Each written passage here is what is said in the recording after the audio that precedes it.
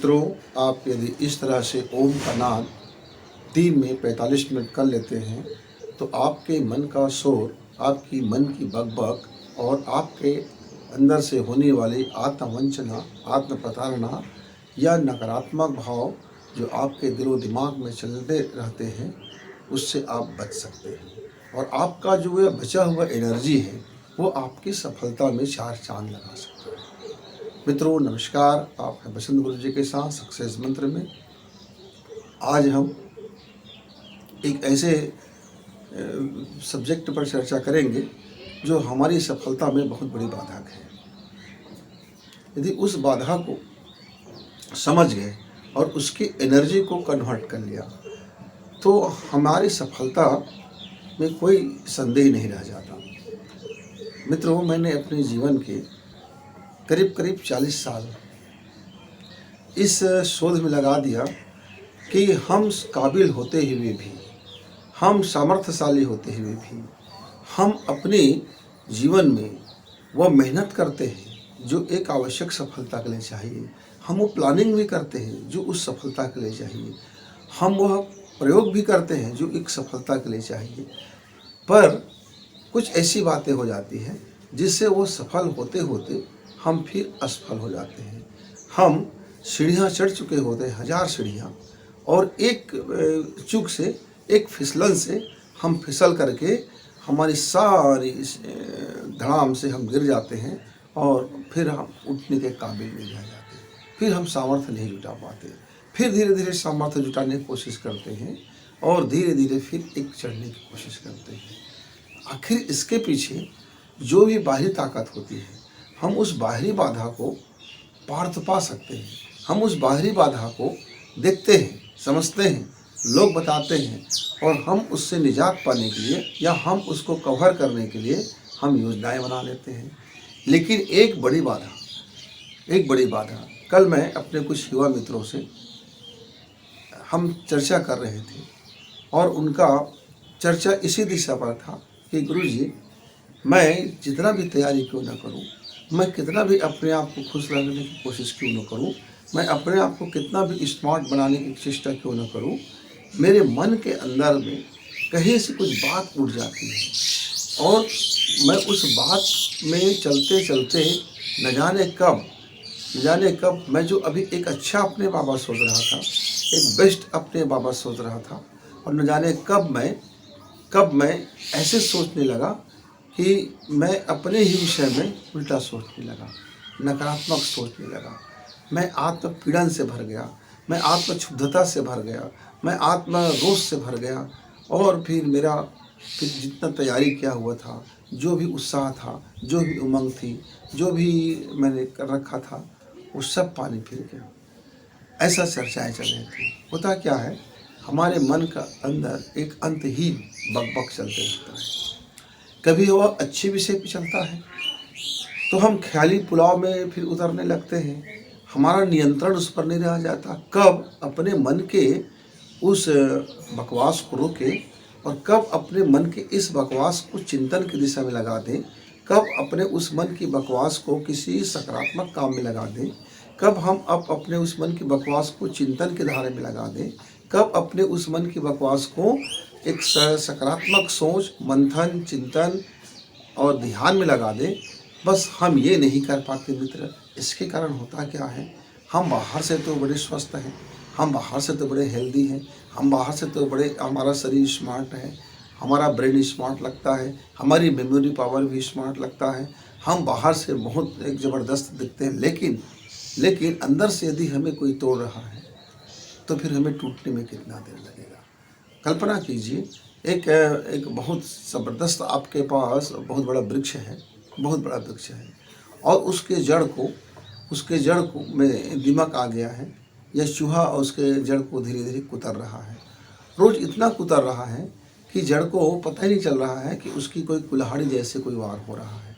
क्योंकि कुल्हाड़ी चलेगा तो पूरे वृक्ष को पता चलेगा, पूरे माहौल को पता चलेगा, उसकी धारदार हथियार की वार और उसकी चोट से आप कराह उठोगे।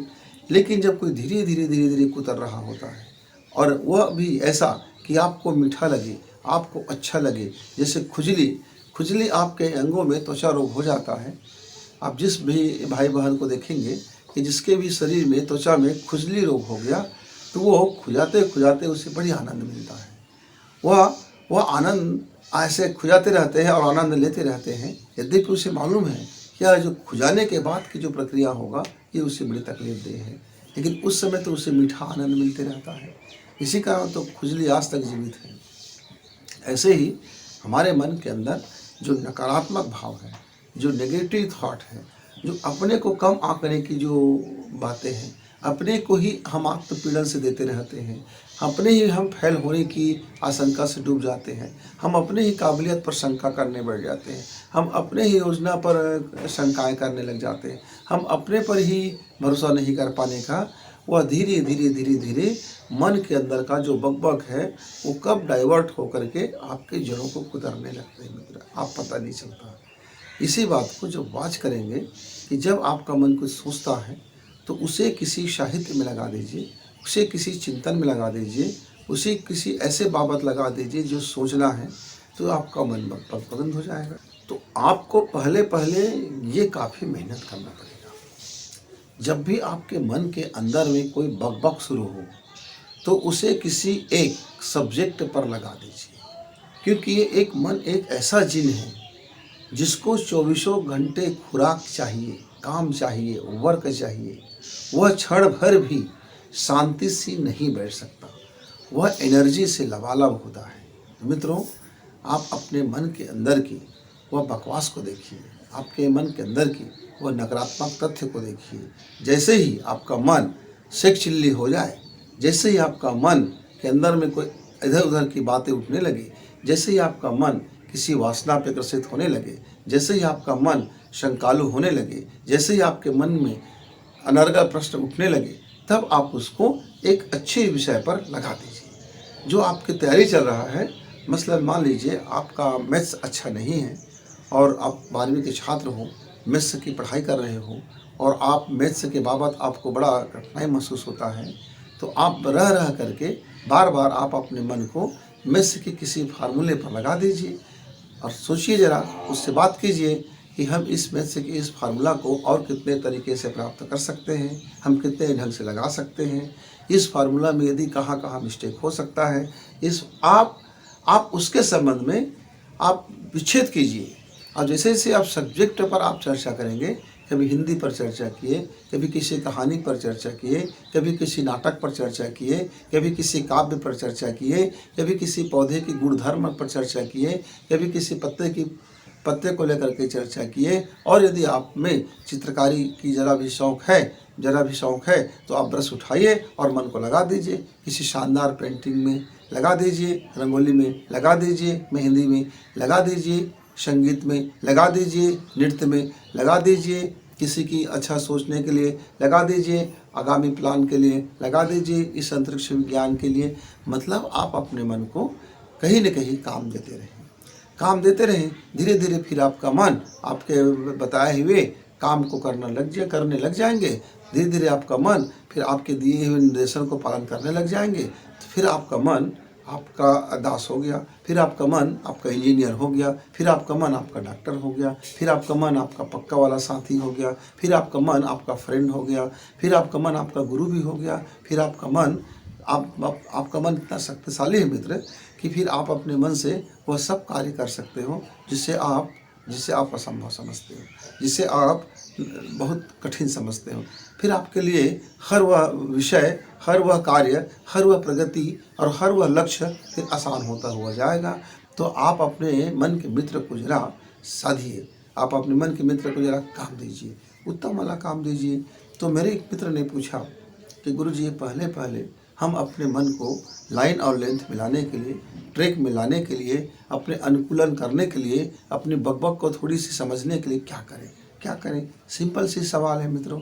तो सिंपल से जवाब भी है कि आप उसको एक ओम के साथ प्राणायाम करें, और प्राणायाम और ओम दोनों को साथ में ध्यान करें। दोनों को साथ में ध्यान करने से आपका मन बहुत जल्दी आपके फ्रेंड हो जाते हैं। फिर फ्रेंडली होने के बाद आप जो काम दो उसे वो मन से और बहुत तल्लीनता से करते हैं। क्या करना है देखिए, आप दोनों हाथ इस तरह से एक दूसरे पर बांध लीजिए, गोदी में रख लीजिए, आँख को बंद कर लीजिए और धीरे से सांस खींचिए।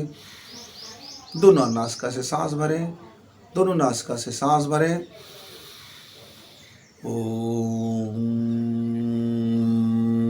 और जो आप जो गुंजन करते हैं, मुंह के अंदर में जो आवाज़ का जो गुंजन होता है, उसको आप पूरे ध्यान को, पूरा मस्तिष्क को, पूरी आँख को और पूरा मन को आप उसी मुंह के अंदर के गुहा में जहाँ आपका नाद हो रहा है वहाँ लगा दीजिए, वहाँ लगा दीजिए।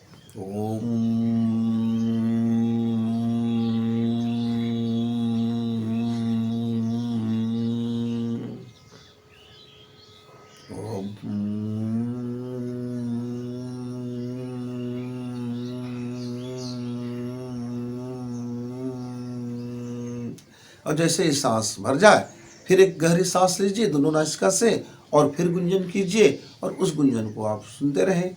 और जब नासिका से सांस लें तो जो सांस की जो रगड़ होती है उसको भी आप अनुभव करें। बस आप 45 मिनट का प्रतिदिन का सुबह शाम का बना लीजिए और फिर देखिए, फिर इसका जो वैज्ञानिक पक्ष है, जो इसका ऊर्जा वाला पक्ष है, जो इस शरीर को, इस गाँव को और मन को शांत करने का जो इसका है, एक दिशा देने का है, फिर उसका लाभ लीजिए मित्र।